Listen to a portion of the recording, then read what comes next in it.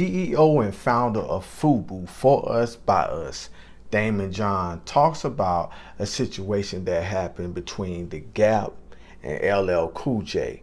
It has a strange twist to it, but as Damon John breaks it down and explains it, you will see why it's very important that companies know what's going on with the cultures that they are trying to attract.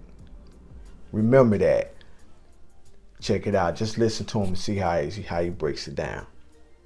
So basically, this is why we kind of talk about the lack of diversity and inclusion in companies. You know, The Gap wanted to get into the hip hop market. They hired LL Cool J. He felt a little offended at the way they kind of addressed him, very much like, yeah, just come on in and do whatever that rap shit is. No respect. No respect, right? And so he put in the commercial. He wore a Fubu hat. He said, listen, I got a funny shaped head. I got a custom hat. He wore the Fubu hat.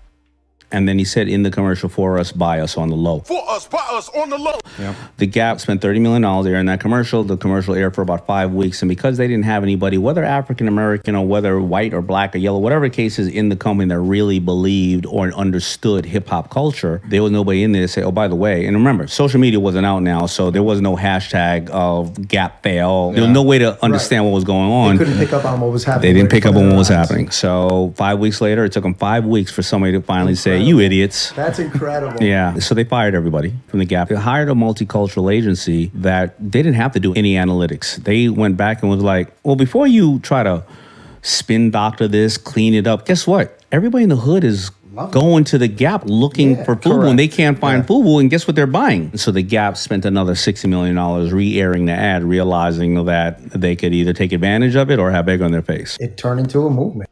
And yes, it did turn into a movement, because I remember during that time when that commercial was airing, people of the hip hop culture thought that The Gap incorporated Fubu into their stores. So actually people of the hip hop culture was going to The Gap thinking that Fubu was in the stores, because everybody from the hip hop culture knew that the FB logo stood for Fubu.